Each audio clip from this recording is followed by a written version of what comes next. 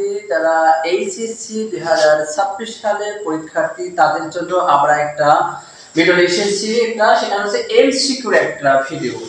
তো এবার 2025 সালে কিন্তু এরকমই একটি এমসিকিউ এসেছিল, অনেকেই পারছে এবং অনেকেই পারেনি। তবে সেক্ষেত্রে আমরা আবার তোমাদেরকে পুনরায় দেখে দিচ্ছি, এখান থেকে যদি প্রশ্ন আসে তাহলে যেন কোনো ভুল না হয়।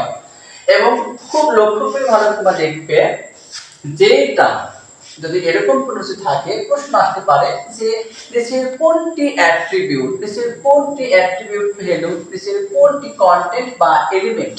তবে সেই ক্ষেত্রে তোমরা দেখবে যেটা ওপেন আছে এবং ক্লোজ আছে, যেটা কি বললাম ওপেন আছে এবং ক্লোজ আছে, সেটা হলো কি, সেটা হলো আমাদের ট্যাগ।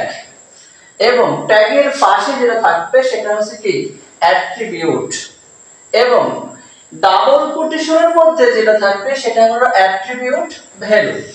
এবং এই যে ওপেনিং ট্যাগ এবং ক্লোজিং ট্যাগের মাঝখানে যেটা থাকবে সেটা হলো আমাদের কন্টেন্ট বা এলিমেন্ট। এবার প্রশ্ন আমাদেরকে খুব লক্ষ্য করে দেখতে হবে বন্ধুরা, তোমরা যদি চাও তাহলে তোমরা কিন্তু স্ক্রিনশট বা তোমরা এটাকে খাতায় লিখে রাখতে পারো। এখান থেকে বারবার প্রশ্ন আসে, প্রশ্নটা বারবার ভুল করে, ঠিক আছে? তাই তোমরা অবশ্যই এটাকে ভালোভাবে দেখবে এবং পরীক্ষা আগে দিন তোমরা দেখে যাবে তাহলে, ঠিক আছে? সেক্ষেত্রে কোনো ভুল হওয়ার সম্ভাবনা থাকবে না।